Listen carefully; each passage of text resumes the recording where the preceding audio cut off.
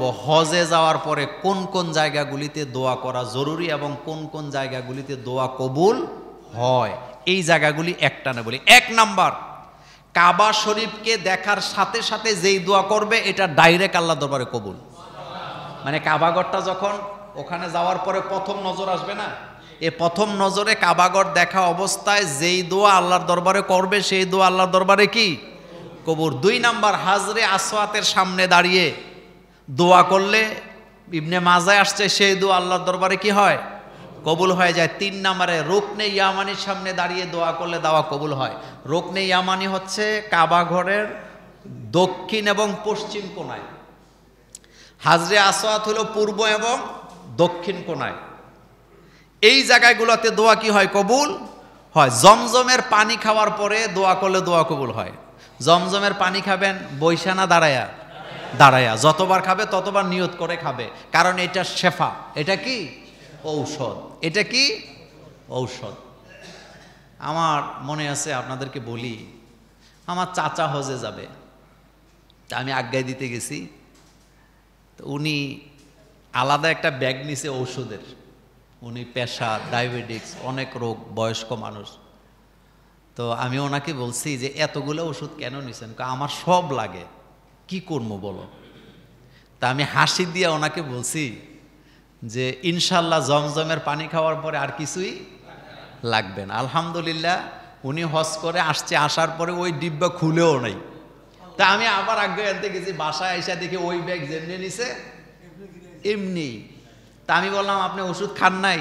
কই কিছুই তো বুঝলাম না, ওখানে যাওয়ার পরে প্রেশারও নাই, ডায়াবেটিক্সও নাই, শরীরের কোনো অসুবিধাও দেখলাম না, এই জন্য আর ওষুধ খাই নাই। যত জমজম খাইছি তত সুস্থ ছিলাম। আরেকটা বাস্তব কথা বলি, আমার শ্বশুর হজে যাবে, হজে যাওয়ার আগে ওনার ডান হাতের এই জায়গা ব্যথা করে। এটা ডায়াবেটিক্সের কারণে অনেকের এই জায়গা কি হয়, ব্যথা করে। তো উনি ওখানে গেছে, উনি তো আলেম মানুষ, আপনাদের এখানে জুমা পড়া গেছে না, তো উনি জমজমের পানি খাইয়া নিয়ত করছে আল্লাহ আমার হাতের ব্যথাটা যেন ভালো হয়ে যায়। আশ্চর্য হবেন, উনি হজ করে আসছে কয়েক বছর হয়ে গেছে, আলহামদুলিল্লাহ এখন আর ওনার হাতের ব্যথাটা নাই। কে শেফা দিছে? জমজমের পানির এত গুণ, জমজমের পানির এত গুণ। কিন্তু খাওয়ার মধ্যে আপনি যদি এটা নর্মাল পানি মনে করে খান তাইলে কোনো উপকার পাওয়ার কি নাই, সম্ভাবনা নাই। এই জন্য জমজমের পানি খাইতে হয় বৈশা না দাঁড়ায়া? দাঁড়ায়। এবং প্রত্যেকবার খাওয়ার আগে কি করবেন? নিয়ত করে খাবেন। নিয়ত কি করে খাবেন? নিয়ত করে খাবেন। তাওয়াফ করতে করতে ক্লান্ত হয়, সাই করতে করতে ক্লান্ত হয়, সব জায়গায় জমজমের পানি দেওয়া আছে। তবে হজে যারা যাবে তাদের জন্য একটা গুরুত্বপূর্ণ পরামর্শ দিই, সেটা হলো হাজিদের জন্য জমজমের পানি যেখানে রাখা আছে দুই রকমের পানি থাকে। কয় রকম? একটা হলো কোল্ড আর একটা হলো নর্মাল। আমাদের দেশের হাজিরা এই ঠান্ডা পানি খাইয়া নিজের অসুস্থ বানায়, নাহলে ওখানে অসুস্থ হওয়ার কোনো কারণই নেই। বাংলাদেশের যত হাজি হজে গিয়ে উমরায় গিয়ে অসুস্থ হয় একটা কারণে হয়, সেটা হলো ঠান্ডা পানি খাওয়ার কারণে। আর কিছু মানুষের খাসলত তো খারাপ, ঠান্ডা পানি ছাড়তে পারে না। আচ্ছা আপনারা আমার একটু বলেন তো, আপনার ভিতরটা কি রব্বুল আলামিন ঠান্ডা কইরা বানাইছে না গরম কইরা বানাইছে? আপনার ভিতরটা যদি ঠান্ডা হয় আপনি কি বাঁচবেন না মরবেন? ভিতরটার মধ্যে একটা তাপমাত্রা আছে না? একটা মানুষের স্বাভাবিক তাপমাত্রা কত? 98, 96, 97 যাই বলেন। এই যে তাপমাত্রা ভিতরে আল্লাহ দিছে, এটাকে খামোখাই দিলেন আল্লাহ? এই তাপমাত্রা না থাকলে কি আপনি বাঁচবেন? তা আপনি ঠান্ডা পানি কেন খাইতেছেন? আপনি ঠান্ডা পানি ছাড়েন, আপনার জীবনে অর্ধেক রোগ আপনি মুক্তি পাবেন। আমি চ্যালেঞ্জ করলাম আপনাকে, আপনি এখন লিখে নেন। আপনি ঠান্ডা পানি খাওয়া ছাড়েন, আপনার শরীর থেকে অর্ধেক রোগ মুক্ত হয়ে যাবে। পৃথিবীর সব দেশের লোকেরা, উন্নত দেশের লোকেরা হালকা গরম পানি খায়, সব জায়গায়, সব জায়গায় হালকা গরম পানি খায়। আমাদের দেশের লোকেরা, আমাদের মা বোনেরা বাইরের থেকে আইয়াই এই ফ্রিজের থেকে বোতল লো, এরপরে গদ গদ করে ঠান্ডা পানি খায়, এরপরে এই রোগ সেই রোগ সেই রোগ। এরকম আসেনি? আছে। ঠান্ডা পানি খাবেন না, ঠান্ডা পানি শরীরের জন্য উপকার নাই, সবটা অপকার। হালকা গরম পানি খাবেন। কি খাবেন? অথবা নর্মাল তাপমাত্রার পানি খাবেন, আপনি কখনো এই ঠান্ডা রোগে আপনাকে আক্রমণ করবে না। এটা আমাদের কারণে আমরা হই, কথাটা বলে দিলাম। এরপরে দোয়া কবুল হয় আরাফার ময়দানে। কোথায় কবুল হয়? লম্বা লম্বা দোয়া করবেন আরাফার ময়দানে। এরপরে দোয়া কবুল হয় মুজদালিফায়। কোথায় কবুল হয়? রাত্রি যাপন করে হাজী সাহেবরা কোথায়? মুজদালিফায়। এরপরে দোয়া কবুল হয় জামারায়, যেখানে কি নিক্ষেপ করে? শয়তানকে পাথর নিক্ষেপ করেন, ওই জায়গাতে কি হয়? দোয়া কবুল হয়। এরপরে মুলতাজিমে দোয়া কবুল হয়। মুলতাজিম হচ্ছে কাবাগরের দরজা। বলেন কোন দরজা? কাবাগরের দরজায় দাঁড়ায় দোয়া করলে দোয়া কবুল হয়, অথবা দরজায় ধরে দোয়া করলে দোয়া কি হয়? কবুল হয়। মিনাতে দোয়া কবুল হয়। এরপরে হাতিমে কাবা, যেটা কাবার অংশ ছিল, ওই জায়গায় দোয়া কি হয়? কবুল হয়। দোয়া কবুল হয় মাকামে ইব্রাহিমে। বলেন কোথায়?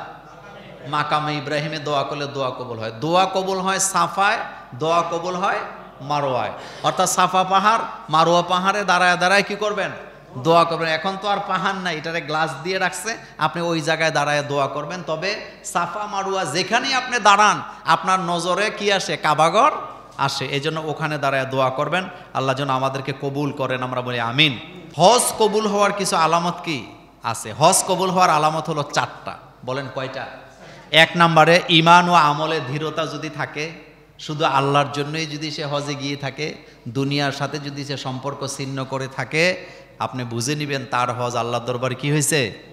কবুল হয়ে গেছে। নাম্বার 2, হজের আগে যে সমস্ত কাজে লিপ্ত ছিল, ঘুষ খাইতো, এরপরে সুদে টাকা লাগাইতো, বিচার আচার করলে কি খাইতো? এলাকার থেকে রং চা খাইতো, পাত্তিপুতি খাইতো, কিন্তু হজের পরে আর এগুলা কিছুই করে না। বুঝবেন তার হজ আল্লাহ দরবারে কি হয়েছে? কিন্তু হজ করে আইয়া সুদরা আরো, এ সুদ বোধ আমাদের জুমুরে চলে টলে না। চালান, অসুবিধা নেই, চালাইতে থাকেন, আরো জোরে চালান, স্পিরিটে চালান। সুদ খাইতেছেন না, হারাম খাইতেছেন, হারাম খাইতেছেন না, পায়খানা খাইতেছেন, আপনার রুচি নাই। যারা সুদ খায় তাদের কি নাই? রুচি নাই। বলেন যারা সুদ খায় তাদের কি নাই? রুচি নেই। হজ করে আইছে তাও সুদে টাকা লাগায়, হাজি সাহেব মানুষ এরকমের আসেনি? বুঝতে হবে তার হজ আল্লাহ দরবারে কবুল হয় নাই। 3 নাম্বার, হজ করে আসার পরে তার আমলের মধ্যে এমন পরিবর্তন ঘটবে যেটা অতীতে ছিল না, আল্লাহমুখী হয়ে যাবে। রাসূল সাল্লাল্লাহু আলাইহি ওয়াসাল্লামের সুন্নাহ আর আল্লাহর ফরজিয়ত ছাড়া তার কোনো কাজ কি নাই? আমল নামায় নাই। তাইলে বুঝবেন হজ কি হয়েছে? কবুল হয়ে গেছে। এরপরে 4 নাম্বার, আল্লাহর ভয় জাগ্রত হওয়া। আল্লাহর ভয় কি হওয়া? মানে হজ করে যে আসছে, সে যে কোনো কাজ করে এখানে আল্লাহর অসন্তুষ্টি আছে কিনা তালাশ করে, বান্দার হক নষ্ট হচ্ছে কিনা তালাশ করে। তাইলে বুঝবেন তার হজ কি হয়েছে? আল্লাহ দরবারে কবুল হয়েছে। নির্বাচনে দাঁড়াইছে হাজি অমুক, দেখেন না, আমাদের দেশে তো হাজিরা বড় বড় নেতা, মানুষের জমি জামা দখল করছে, কোটি কোটি টাকার মালিক হইছে, আঙ্গুল ফুল্লা কি হইছে? কলা গাছ হইছে। এই রকমের হাজি নেতা বাংলাদেশে নাই, আসেনি? হাজি উমককে ডিব্বা মার্কায় ভোট দিন, অথচ হাজি উমক বালু চুরি করে খায়, মানুষের জায়গা দখল করে, চান্দাবাজি করে, মার্কেট থেকে চান্দা নেয়, বাজার থেকে কি নেয়? চান্দা নেয়, মানুষের থেকে কি নেয়? চান্দা নেয়, হেতেও হাজি। এই দেশে এই হলো অবস্থা আমাদের। আল্লাহ যেন এই জাতিকে কবুল করেন, আমরা বলি আমিন। আর জোরে বলি আমিন।